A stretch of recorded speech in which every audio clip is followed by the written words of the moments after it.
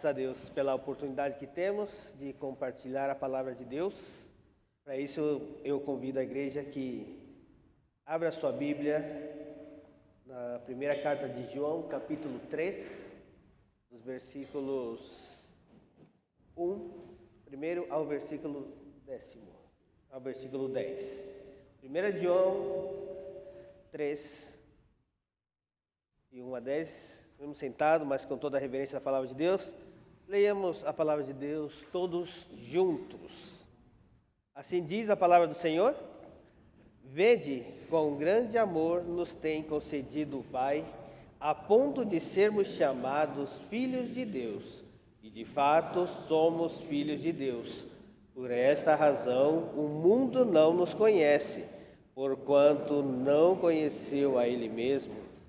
Amados, agora somos filhos de Deus e ainda não se manifestou o que haveremos de ser. Sabemos que quando Ele se manifestar, seremos semelhantes a Ele, porque haveremos de vê-lo como Ele é. E assim mesmo se purifica todo o que nele tem essa presença, assim como Ele é puro. Todo aquele que pratica o pecado também transgride a lei, porque o pecado é a transgressão da lei. Sabeis também que se manifestou para tirar os pecados, e nele não existe pecado. Todo aquele que permanece nele não vive pecando. Todo aquele que vive pecando não o viu nem o conheceu. Filhinhos, não vos deixei enganar por ninguém. Aquele que pratica a injustiça é justo, assim como ele é justo. Aquele que pratica o pecado procede do diabo, porque o diabo vive pecando desde o princípio.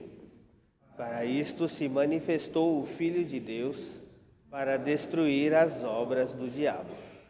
Todo aquele que é nascido de Deus não vive na prática do pecado, pois o que permanece nele é a divina semente. Ora, esse não deve viver pecando, porque é nascido de Deus. Nisto são manifestos os filhos de Deus e os filhos do diabo. Todo aquele que não pratica a justiça não procede de Deus, nem aquele que não ama o seu irmão. Até aqui a palavra do Senhor. Oremos.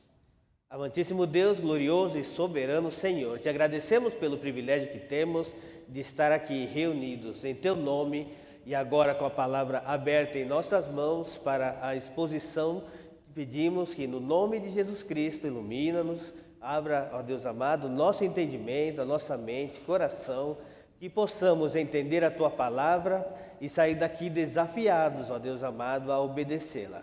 Permite, ó Deus, que cada um que aqui estamos e aqueles que nos acompanham também possam perceber, ó Deus, as maravilhas que é obedecer à Tua palavra e a importância de saber de quem nós somos filhos, para que o Teu nome seja engrandecido e, assim como disse a Tua palavra, o mundo não nos conhece porque somos filhos de Deus. É no nome do Teu Filho amado Jesus Cristo que nós oramos e agradecemos. Amém. Se alguém perguntasse de quem você é filho, qual seria a tua resposta? É mais, em várias ocasiões você olha para uma pessoa e diz: ah, aquele é filho de fulano, parece muito. Até a forma de caminhar, a forma de dirigir-se às pessoas, aquele é filho de fulano. Então, você sabe se você realmente é a cara do pai? Porque quando nós vemos um bebezinho, ai que lindo, é a cara do pai ou é a cara da mãe, não é verdade? Porque nós identificamos de quem é filho. Mas e você como filho de Deus, é a cara do pai? Quem não se alegraria de ser chamado filho de Deus? Você é filho de Deus? Essa relação íntima com o Pai Celestial é algo muito importante e não é surpreendente ao ler a palavra de Deus, entender que nós somos escolhidos e transformados para tornarmos semelhantes a Jesus Cristo. Você é filho de Deus?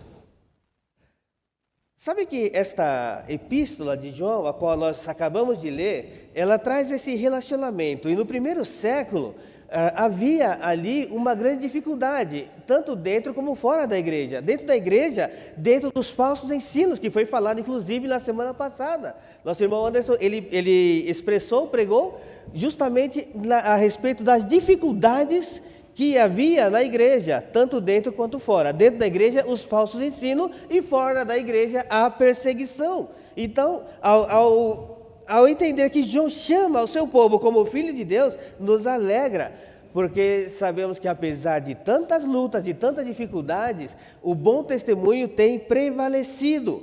Dentro do contexto de João ainda, vale ressaltar a importância de obedecer aos mandamentos de Deus, como foi lido durante a liturgia, quando nós pedimos perdão a Deus pelos nossos pecados. Por quê? Porque quantas vezes nós falhamos dentro da lei do Senhor, dentro de seus estatutos, dentro dos seus mandamentos, dentro dos seus ensinos. Quantas vezes nós falhamos? Por isso nós precisamos e foi necessário pedir perdão a Deus, porque falhamos justamente dentro da sua palavra e das suas santas orientações.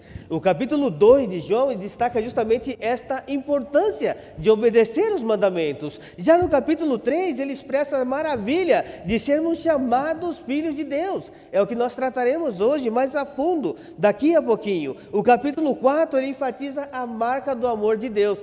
E aí parece até que ele muda a chave e trabalha alguns aspectos, dizendo que nós devemos amar como Jesus nos amou. João 3,16, que é um texto muito conhecido, dizendo que Deus nos amou de tal maneira que enviou seu único Filho. Em 1 João 3,16 diz que nós devemos dar a vida pelo nosso irmão. Como é difícil, irmãos, obedecer a palavra de Deus. E quando nós pensamos ainda a respeito desse texto, nós vemos que, apesar de João ser conhecido como eu ia falar profeta, olha só, gente, o evangelista do amor, porque João, ele escreveu uma carta mostrando o grandioso amor de Deus, e quando ele escreve outras 3 cartas para falar a respeito do amor de Deus, ele também traz uma grande dificuldade que o povo encontrava, que era, qual é a diferença entre o filho de Deus e o filho do diabo?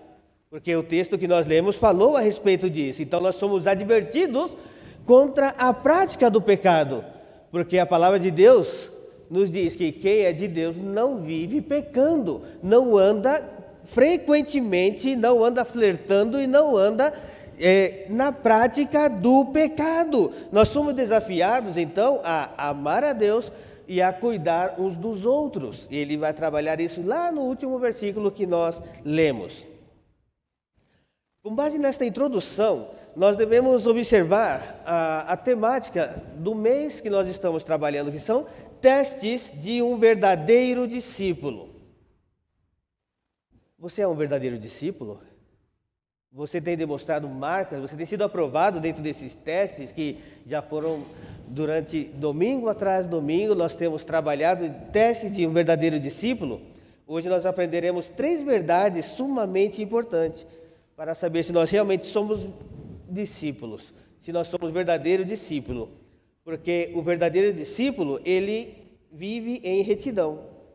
Então, a primeira verdade que nós podemos extrair dentre o teste do verdadeiro discípulo é que um verdadeiro discípulo, aquele que vive em retidão, podemos dizer assim, busca a comunhão com Deus, pois nós seremos como Ele é. Você é a cara do Pai? Você tem refletido ao Pai? Quando as pessoas olham para você, elas veem Jesus Cristo, elas veem o Filho, nosso irmão maior. Não é verdade? É interessante que somos de uma família de 8 irmãos e às vezes as pessoas confundem. Me confundem com meu irmão e assim como também confundem meu irmão comigo e coisas semelhantes a essa. Dizem, desculpa, eu pensei que era o Armando. Eu falo, não, eu sou irmão dele. E ele, eu pensei que você era o Wilson. Não, eu sou irmão dele. Assim, quem sabe você um dia também foi confundido. E a pergunta que eu faço é, você tem sido confundido com um cristão? Fala, olha, você é crente? Quando perguntam, você é crente? É porque algo diferente há em você e algo você tem demonstrado justamente como filho de Deus. Você tem demonstrado ser filho de Deus. Então, dentro do primeiro mandamento, o primeiro ensinamento de hoje, um verdadeiro discípulo busca a comunhão com Deus, pois seremos como Ele é. Observe bem, eu quero destacar algumas coisas, alguns elementos do versículo 1 ao versículo 3. João, ele coloca logo de início, vede. Esse vede aqui é uma expressão de admiração. Olha bem, observe, perceba. Não é assim, olha ali. Não, aqui, olha ali, veja bem, com grande amor o Pai nos tem concedido.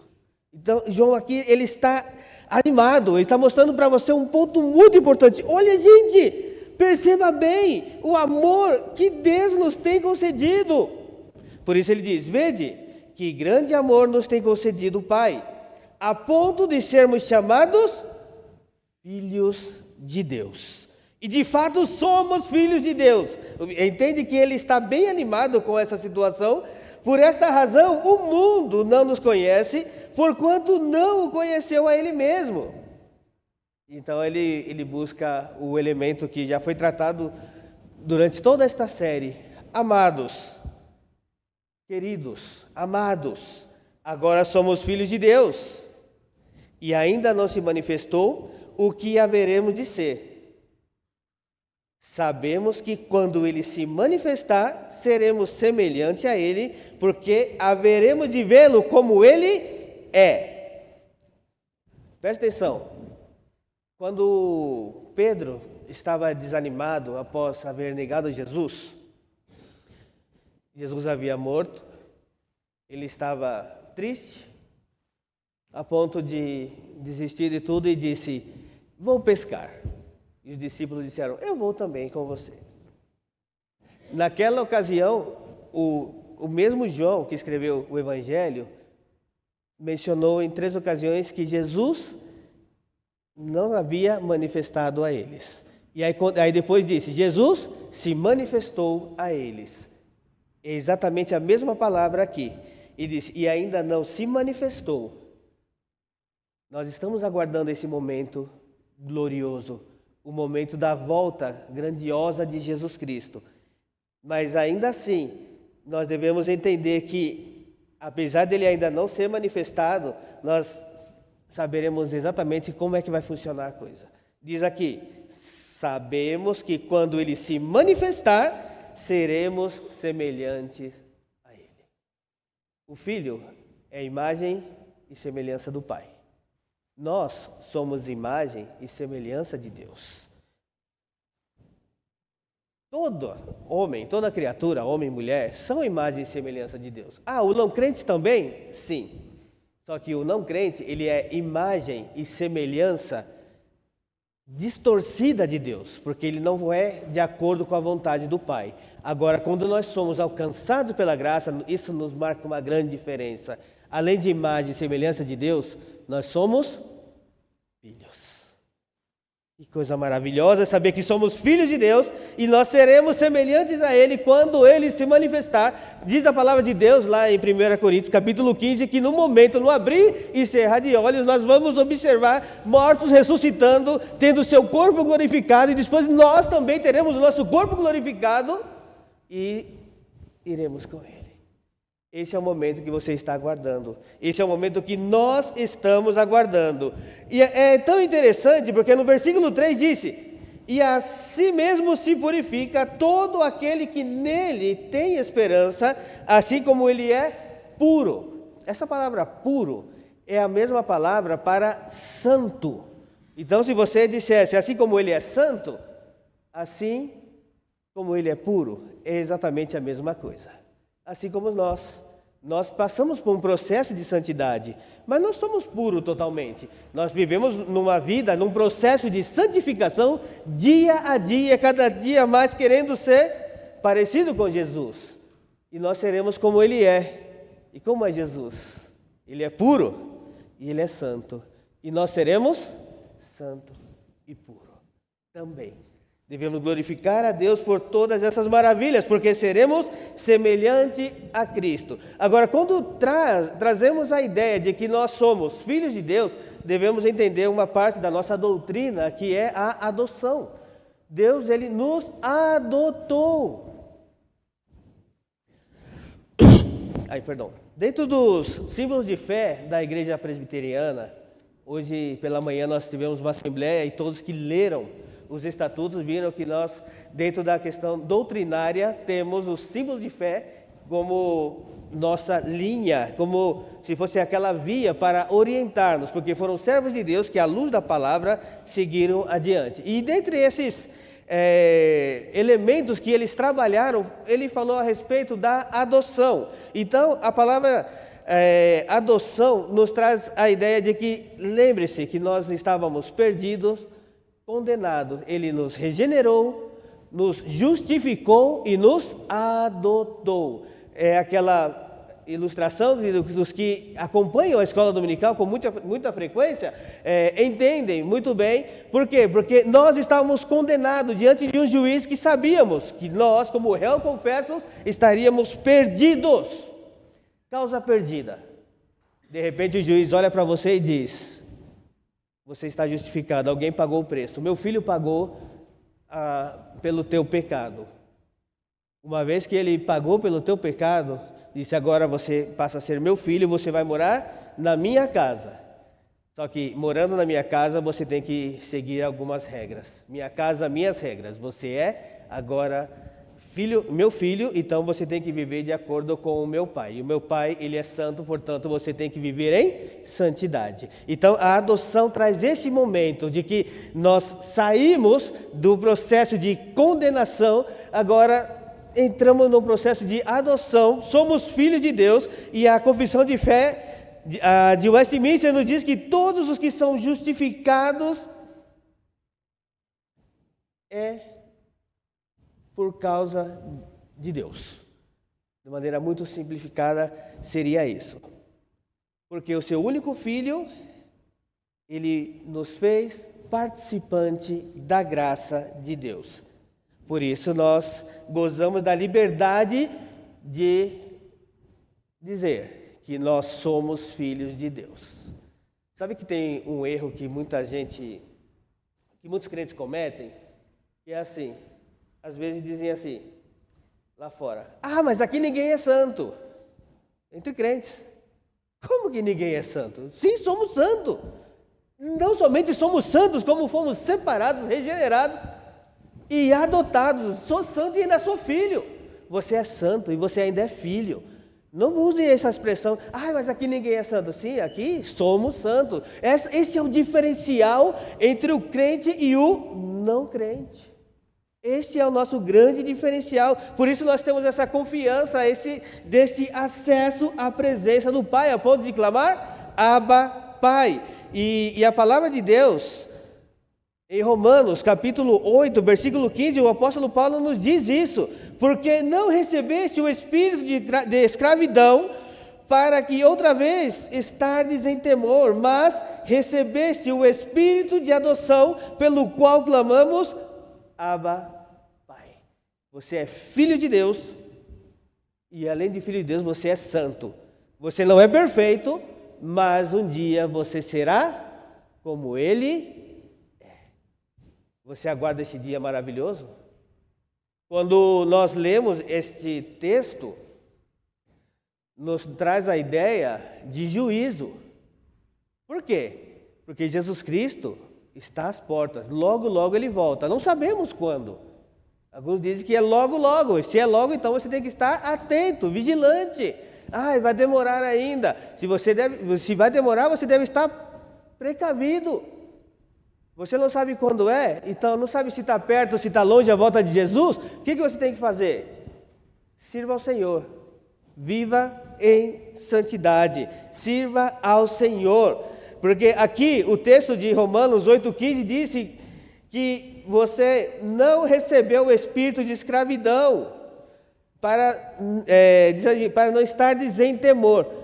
João, nesta mesma carta, no capítulo 4, ele vai falar a respeito desse temor. Ele disse: no amor não há temor. Antes do perfeito amor, lança fora todo temor. Ou medo. No amor não existe medo. Antes do perfeito amor, lança fora o medo. 1 João 4,18 nos traz este ensino. Nós devemos prestar muita atenção, porque diante desta verdade que nós aprendemos aqui logo de cara, a respeito de que nós somos verdadeiros discípulos, dentre o teste do verdadeiro discípulo, nós aprendemos a primeira lição, que o verdadeiro discípulo busca esta comunhão com Deus, porque nós seremos como Ele é. O segundo ensino que nos traz aqui é que um verdadeiro discípulo, outra vez digo, que vive em retidão, discerne a verdade do engano. Você conhece aquilo que é certo e aquilo que é errado. E você só faz o que é errado porque você quer. E você sabe que está errado e ainda vai e faz. Aí você tem que tomar muito cuidado, porque a palavra de Deus, ela diz que quem é filho de Deus não vive pecando. Você é filho de Deus e vive pecando, alguma coisa está fora da ordem. Não pode existir. Isso é algo paradoxo. Não pode existir um filho de Deus que vive pecando. Nós devemos ter a consciência, sim, de que somos pecadores, mas pecadores lavados e remidos pelo sangue do Cordeiro. Essa é a diferença. Você é pecador? Sim, todos somos pecadores. Porque a Bíblia diz e ainda nos confirma que todos pecaram e estavam separados da presença de Deus. É verdade. Mas nós não vivemos na prática do pecado. Por isso, o segundo ensino aqui diz que um verdadeiro discípulo discerne a verdade da mentira, discerne a verdade do engano. O verdadeiro discípulo discerne a verdade do engano. Em outras palavras, o verdadeiro discípulo não vive pecando. Devemos entender aqui que no versículo 4, ele começa: todo aquele que pratica o pecado também transgride a lei. Bom, o conceito judaico da palavra pecado é justamente em relação aos mandamentos. Ele entende que a pessoa que quebra os mandamentos, ela comete uma transgressão. Por isso João ocupa aqui a expressão transgride. Ou seja, por quê? Porque aquela pessoa que sabe que não deve fazer, mas infelizmente ainda faz, ela vai lutar contra o pecado, é natural, mas ela não pode viver como um transgressor da lei todo o tempo. Por isso diz aí, versículo 4, todo aquele que pratica o pecado também transgride a lei, porque o pecado é transgressão da lei. Ele já deu a definição de pecado. Irmão, o que é pecado, irmão?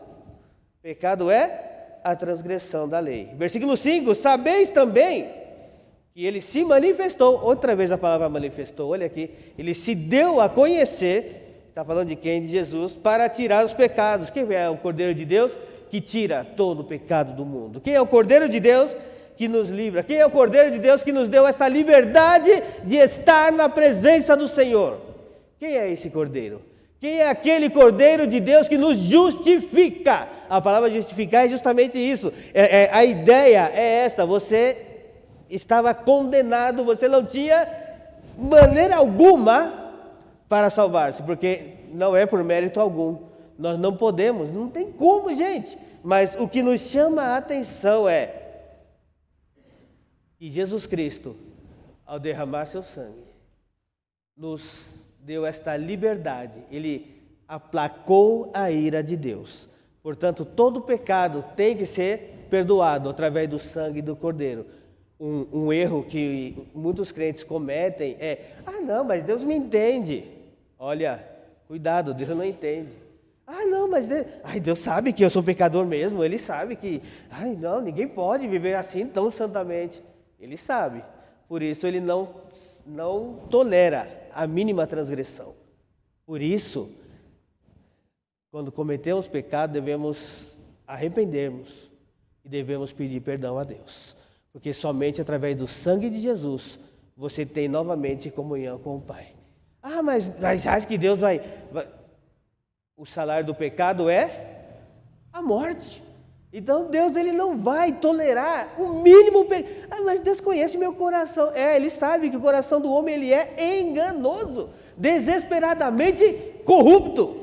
Quem o entenderá? Diz lá em Jeremias 17. Então Deus, ele conhece E aí nós entraremos num grande problema. No versículo 6 diz: todo aquele que permanece nele não vive pecando.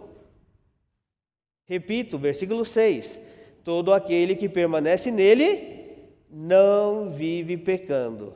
Todo aquele que vive pecando não viu e não o conheceu. Se você é filho, você não vive pecando. Ai, irmão, mas eu ainda peco. Sim, infelizmente, porque nós temos a nossa natureza pecaminosa e nós estamos dentro de um processo. Nós temos a consciência de dentro da nossa história. A história da salvação, ela traz isso. Houve um momento da queda que o homem podia não pecar. Ele tinha essa liberdade. É o único momento que existe o livre-arbítrio. É o único momento. O homem ele podia não pecar antes da queda. Aí depois disso já não existe mais livre-arbítrio, mas o que nós aprendemos de livre agência. A nossa ação, nós agimos e por isso nós somos culpados das nossas ações. Então, antes da queda, o homem podia não pecar. Depois da queda, o homem sem Cristo, ele não pode deixar de pecar. Ele vive pecando, por isso peca e não tem nem noção. Se você vai chamar a atenção daquela pessoa que vive em pecado, ou que está em pecado, você não é juiz, você não é o Senhor da minha vida, na minha vida mando eu. Exatamente. Porque o homem redimido, no processo da redenção, então ele luta contra o pecado. Essa é a nossa luta constante.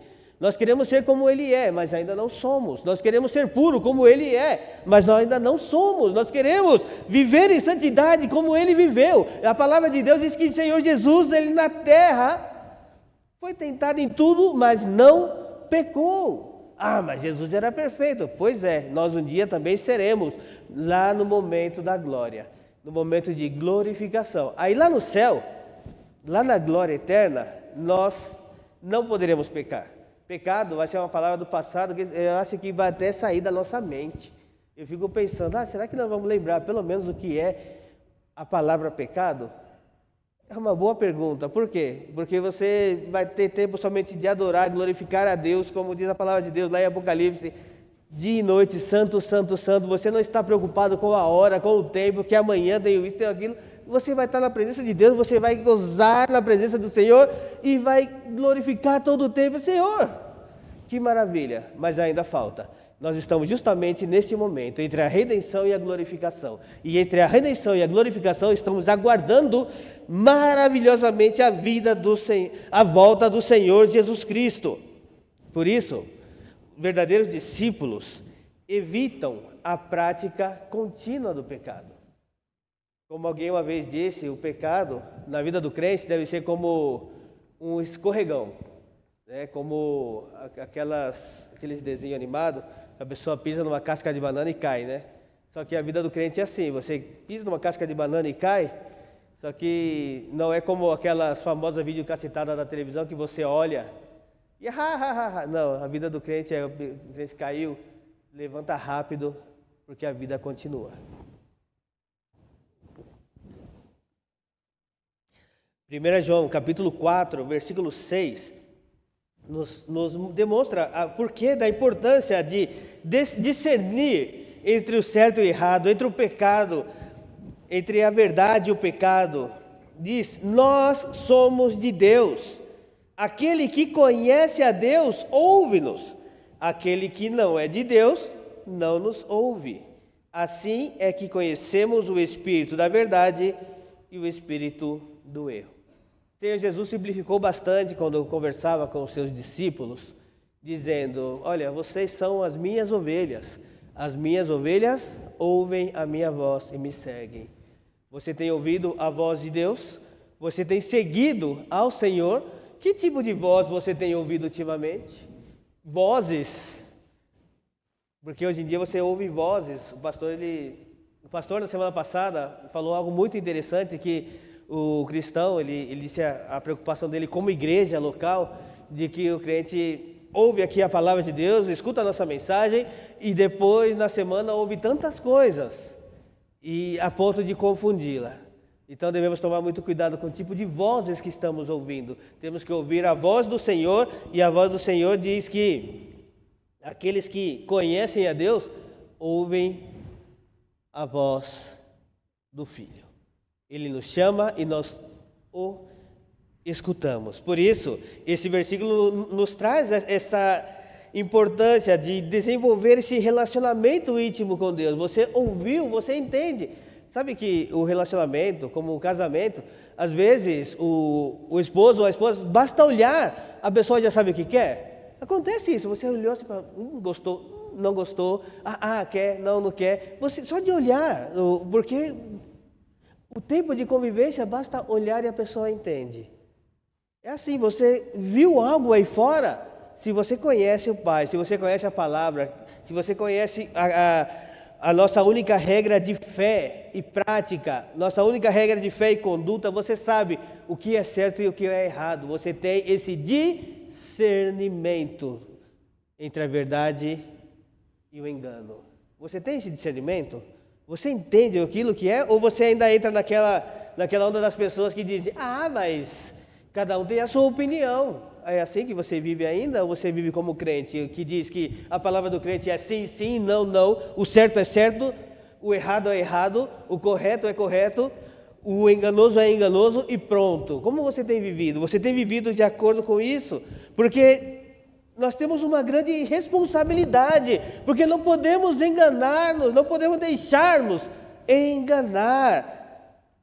A respeito da nossa responsabilidade, ainda na carta de João, no capítulo 3, no versículo 7, diz, filhinhos, ninguém vos engane.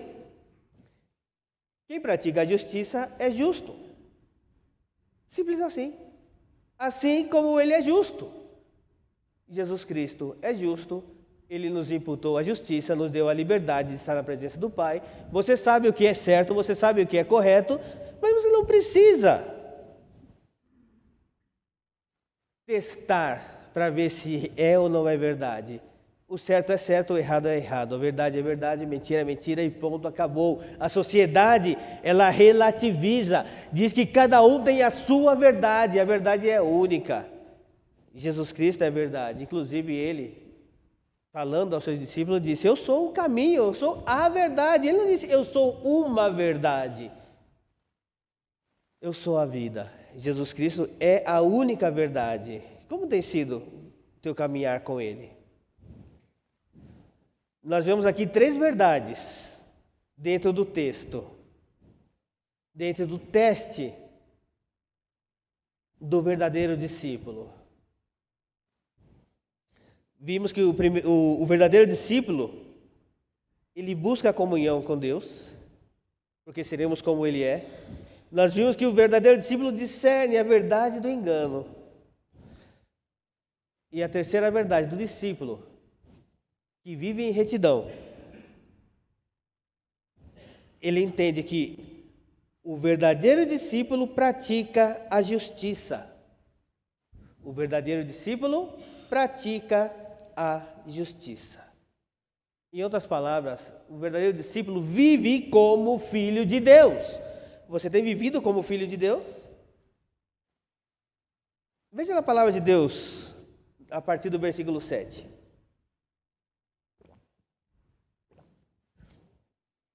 Filhinhos, não vos deixeis enganar por ninguém. Viu? Você não precisa, se é certo, se é errado, ponto e acabou. Mas você tem que entender o outro lado, você tem que entender as pessoas. Podemos até entender, mas o errado é errado e o certo é certo, ponto e acabou. Mas você tem que entender a história da pessoa. Você tem que entender o quanto aquela pessoa sofreu. É? Ela sofreu mais que Jesus? Mas tem que entender que a vida do crente ela é sofrida, então você precisa ser um pouco mais complacente. A vida de Paulo foi fácil?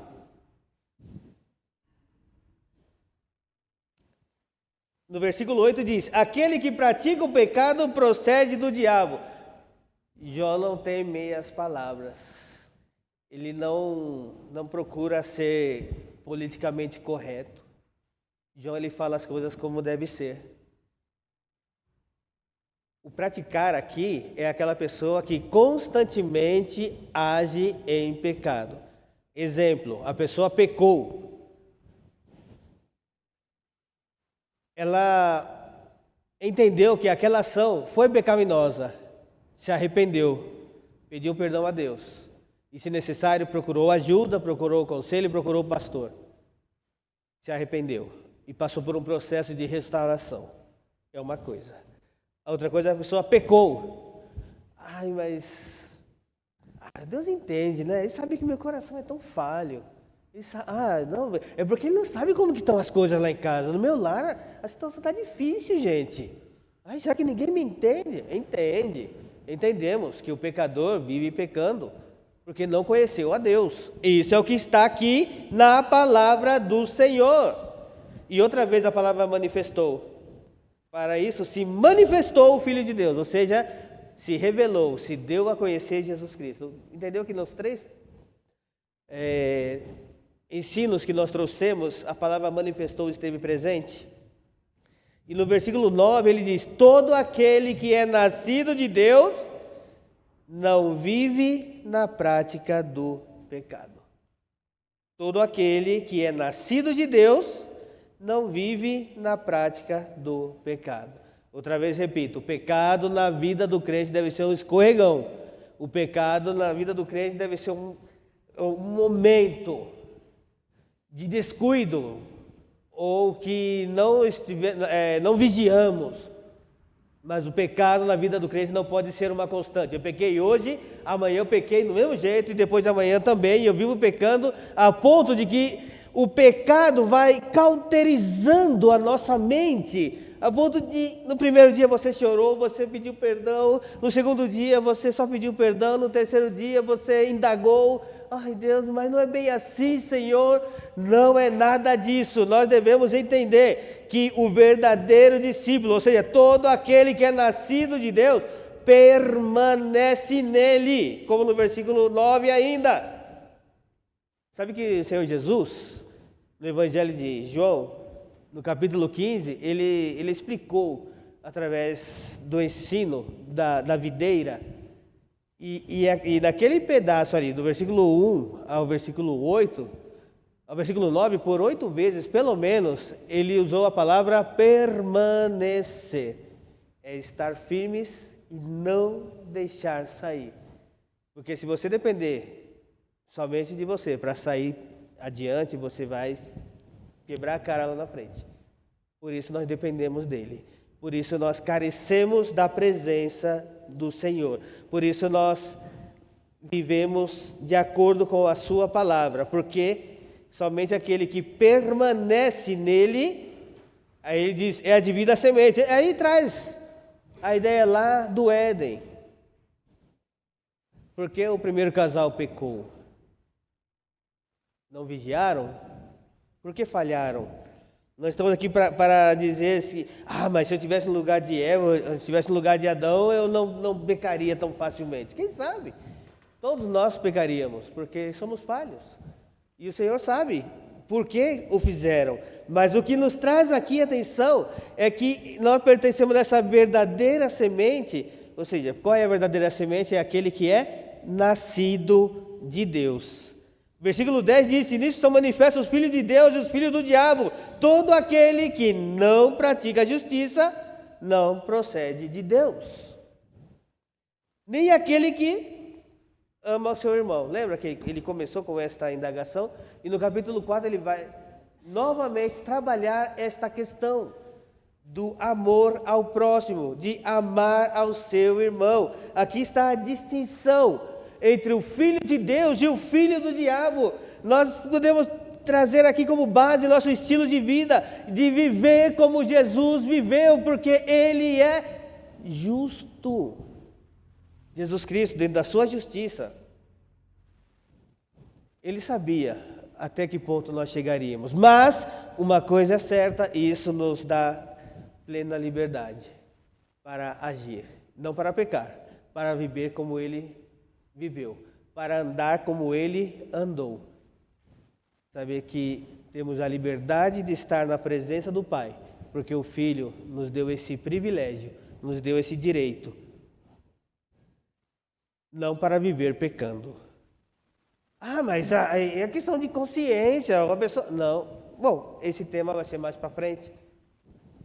Aquele que sabe que o diabo, ele pecou desde o princípio, e João menciona exatamente isso, quem pratica o pecado procede do diabo, porque o diabo, ele vive pecando desde o princípio, a rebelião lá no céu e depois, quando provocou a queda dos nossos primeiros pais. Nós temos essa liberdade, para isso se manifestou Jesus, para destruir as obras do diabo. Graças a Deus por tudo isso.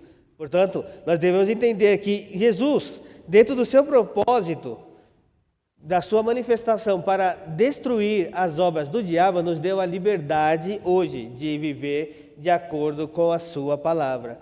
Agora, sabe que isso traz à nossa mente uma ordem. Fala, olha, desde o começo foi assim? Sim, mas sabe o que é maravilhoso? Saber que Deus, ele te escolheu desde antes da fundação do mundo.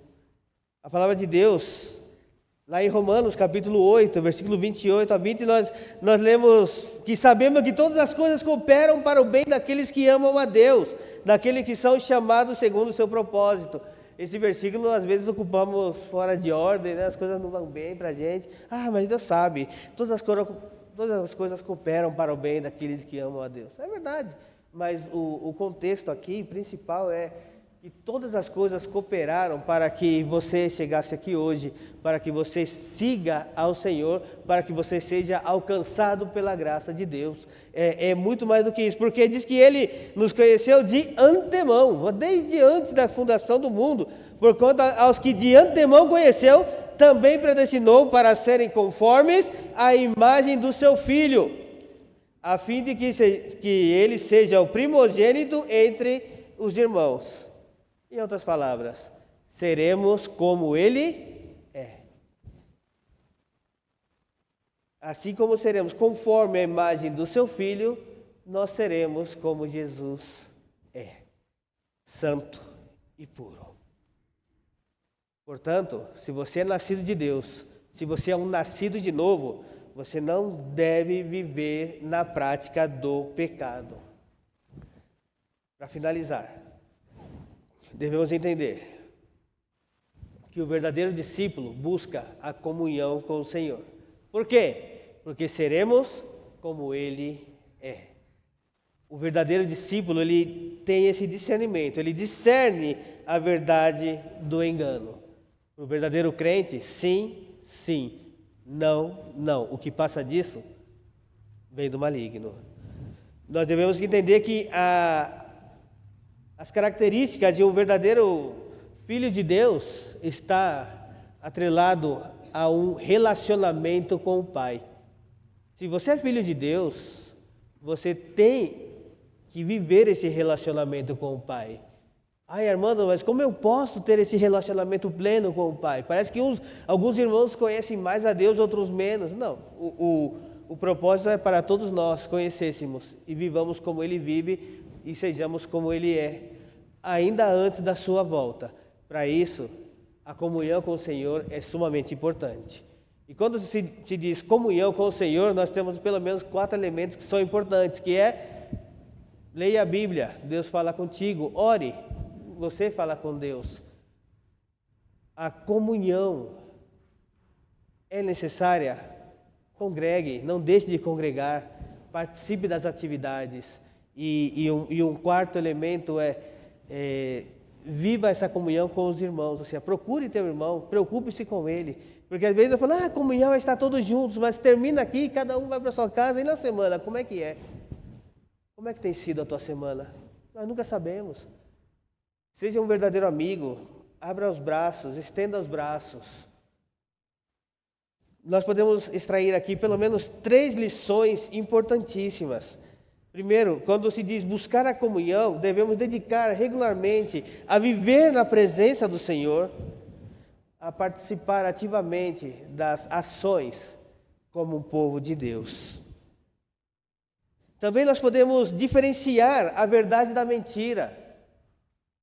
Leia a Bíblia. Está na Bíblia? Ah, mas a pessoa leu a Bíblia e falou isso, falou algo diferente. Estude a Bíblia. Para isso você estuda a Bíblia. Ah, você quer estudar um pouquinho mais? Procure ajuda. E nós daremos instruções de como você pode aprender ainda mais da palavra de Deus. Mas não seja uma pessoa que se autoalimenta. Ah, não, eu abro a Bíblia, eu leio sozinho, eu oro, eu tenho a minha comunhão com Deus. Mas e com os irmãos? Porque a pessoa que vai ser como ele, como Jesus como era o relacionamento de Jesus para com os demais? Devemos prestar bastante atenção. E, finalmente, a pessoa que quer ser aprovada como um verdadeiro discípulo, ela deve praticar a justiça e viver como filho de Deus. Simplesmente, aquele que vive como filho de Deus não vive pecando, não vive praticando a maldade. Vive de acordo com a sua palavra e conforme ao seu Filho, porque um dia nós seremos como Ele é. Precisamos viver em obediência ao Senhor.